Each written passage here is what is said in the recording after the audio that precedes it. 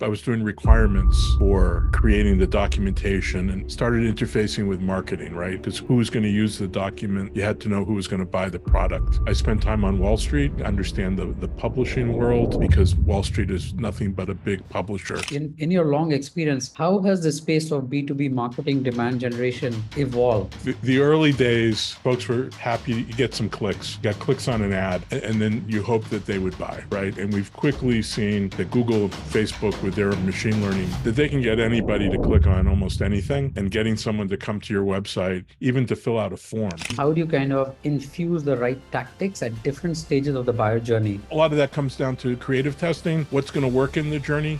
Too much marketing happens in our heads. It's great to think, oh, I'm going to do this content here and this other content later in the funnel, but it has to be tested. You can't rely on simple metrics.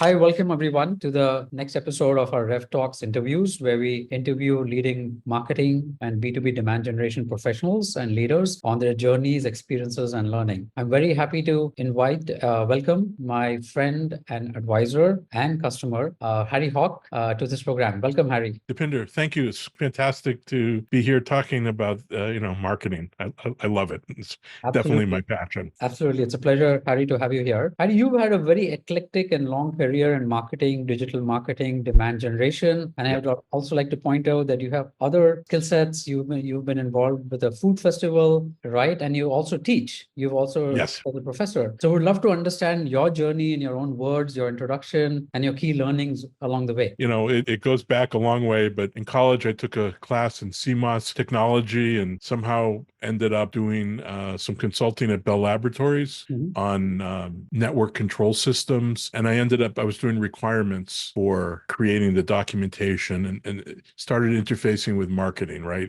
Because who was going to use the document? You had to know who was going to buy the product. And quite frankly, they didn't know. I spent time on Wall Street and got to understand the publishing world, because Wall Street is nothing but a big publisher putting out thousands of pages a day. And so I went from there into advertising, automating technology, right? Today, things that we take for granted, being able to do electronic documents and, all of that turned into the internet eventually, right?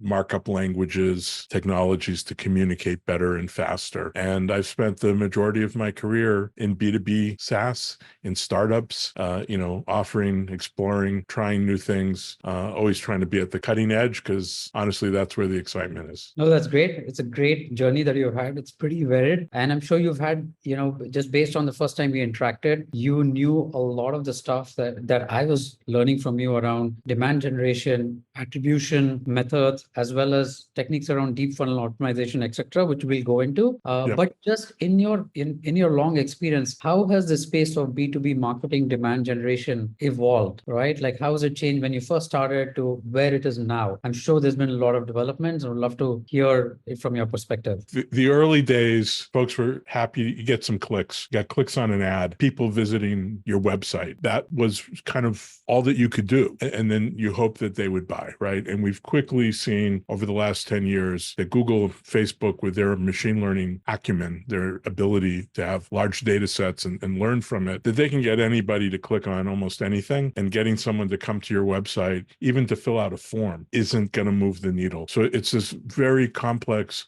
multivariate problem. You have to solve your creative, you have to solve your product market fit, and all these other pieces that have to work together. And I think so the biggest learning, Dipinder, is that there's no just set and forget when it comes to optimization for the most part, right?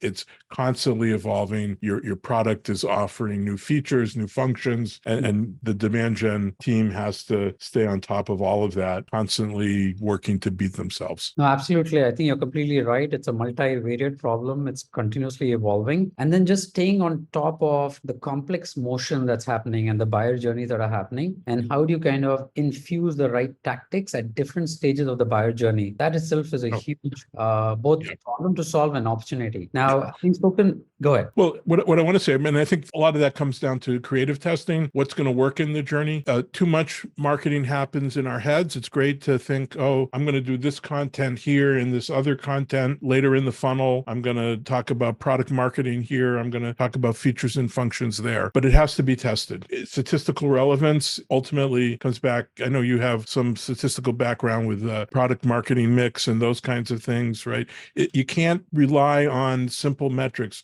Oh, we got more people to click on this button. Okay, but did they buy? I'll take the creative that got one click and they bought versus the one that got 1,000 clicks and they didn't, right? Obviously our statistical relevance should have a little bit more results than one. But, I've simplified it to make the point. Too many marketers aren't looking deep into the funnel for even their own optimization. And they're happy that they're getting more form fills off of one landing page without bothering to check if those folks that are filling it out are actually buying. Completely agreed. I think statistical relevance of signals is very important. I think what I often find is that people look at signals, but really don't validate whether those signals were statistically significant, making decisions and tactics and actions on anecdotal signals, which might not even, matter to the buyer at all. So now, having talked about that, I was first initiated into deep funnel optimization in practice through my interactions with you. And you actually applied deep funnel optimization techniques. You've applied it in your career, you've practiced it, and you've kind of got benefits out of it. So what led you into deep funnel optimization? What do you think? How do you define deep funnel optimization? Because there are probably different ways of defining it. What triggered, what business situation triggered you to look into that in the first place as well? So in 2018, I had joined my friend Sam Mullicajaran at a company called Bird Eye. I was consulting, eventually full-time head of demand gen, digital marketing. Facebook had a new API for offline conversions. And around the same time, Google was starting to promote their targeted cost per action, or TCPA, conversion goal. And all of those things, as you started to dig into it, I started reading APIs. It was clear that there was an opportunity to send Facebook and Google data and that they would ingest it and try to get better results. With the targeted cost per opportunity, which today is kind of deprecated, but back in 2018, we were able to get leads for 25% less cost and 3% more leads. Wow, very interesting. Yeah. Right. And then someone turned it off by mistake and it reverted, and we turned it back on. It became clear that it was really working. Interesting. So you had this opportunity to do this experiment A/B test by turning it off and by mistake, but actual experimentation helped you kind of validate that. So that's interesting. And how did you measure the benefit? Because I think there are certain, for deep funnel optimization to be useful for any business or for any GTA motion and for any marketing team. And so there's certain minimum criteria. So how do you think about that criteria, whether it'll be useful for you or not? And then how do you measure the benefit of it? Yeah, to me, and first of all, I call deep funnel optimization, which is a term that Facebook tends to use. Google might call it offline conversions. And today Facebook calls it, part of their conversion API. But just in plain English, deep funnel optimized, right? Deep funnel, and let's define that.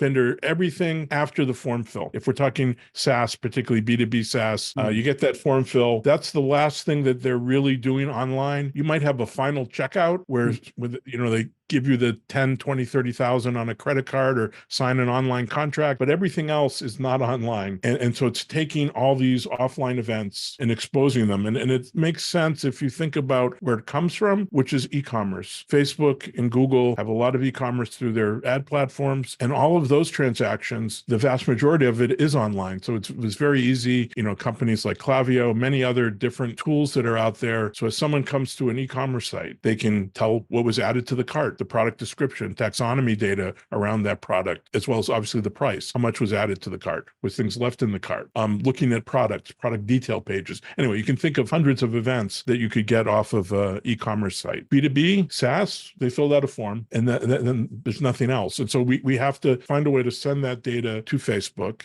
to Google, and let's focus on Google. With Google in particular, you have something called a GCL ID, which is an ID that identifies that someone came from Google. It's non-PII, and it's got a 90-day life cycle. And so without getting too technical, anybody who you have a valid GCL ID for, so over that 90-day attribution window, you can send events back to Google. So anything after the form fill, as I mentioned, and so they may schedule a sales call, they may engage with more content, they may attend a webinar, maybe ask questions in a webinar. There's all kinds of events. And you think about your full sales team, there's generally a couple of steps between marketing and when they become an opportunity. And once they're a sales accepted lead or a sales accepted opportunity, then there's, op stage 1, op stage 2, op stage 3. They've had a discovery call. They've agreed that there's a problem. You've identified a champion. They're looking at a contract. They're signing the contract. All of that is game. Got it. Got it. Did that answer enough of that for you? Absolutely, it did. And like, who should try it? Like, if someone wanted to embark on this journey, what advice would you give them? Like, what should they set up for in terms of their data stack or their ability to integrate back into Google? Like, what are those things that they should take care of if they want to kind of experiment with it in the first place? Yeah. Look,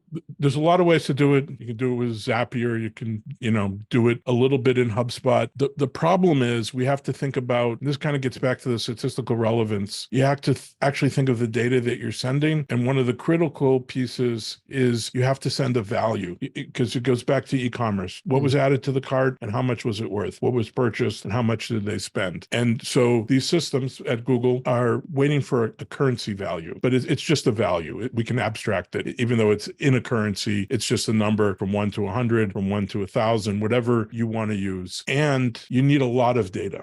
And the trouble, so you might say, well, an early stage or mid-stage startup isn't going to have enough data. They don't have enough sales. And that might be true, but the answer is synthetic events. You have to send real events and synthetic. So, Harry, what's a synthetic event? That sounds crazy. I think most marketers are familiar with the term MQL, marketing qualified lead. And in some organizations, there may be 1 or 2 actions that will immediately qualify somebody for MQL status. But for the most part, it's several different, up to maybe several dozen different events that accumulate and eventually reach a point where they have a score that equals MQL status. That's a synthetic event. There's nothing discrete in the physical world that every single MQL person, MQL qualified lead does. And there's many of these. If you're using 6QA, if you're using RevSure, if you're using GradientWorks, there's all kinds of signals out there from Bombora, from LiveRamp, the technology that somebody uses, all kinds of intent data. And so Google in particular needs around 30 events a week, conversions. And by creating both real and synthetic events, you're increasing the signal to noise. The other thing when you're talking about how to set these things up and how to,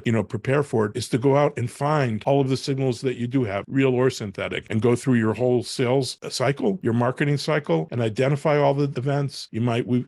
At Beekeeper, we found 40 or 50 of them very easily. I think at Bird Eye, we might have had close to 100. And you identify them, prioritize them, and then the tricky part, ultimately come up with a value for each one. Got it. And then you're going to send that value. Got it. And so the idea is you send events that are in advanced stages of the funnel, post-form fill, right? And those events could be signified either by intent signals that you might get from 6sense or Bombora, or through funnel events like MQL score crossing a threshold, or it's reached a particular SAL stage or an SQL stage. And then you provide that feedback loop back into the Google's algorithm so it can target those leads, because those leads that have reached deep funnel stages towards a journey towards pipeline and revenue, Google can find more of them to target and kind of attract them into your funnel. That's very interesting. I think there's a lot of promise for deep funnel optimization in the B2B world. You're completely right. There's a lot of learning from B2C that B2B can leverage, because there's a whole consumerization of the B2B motion, and it's getting as complex as the B2C motion. So that's very promising. And we at RevSure have developed the capability as well of deep funnel optimization, which you've helped with. And a lot of our prospects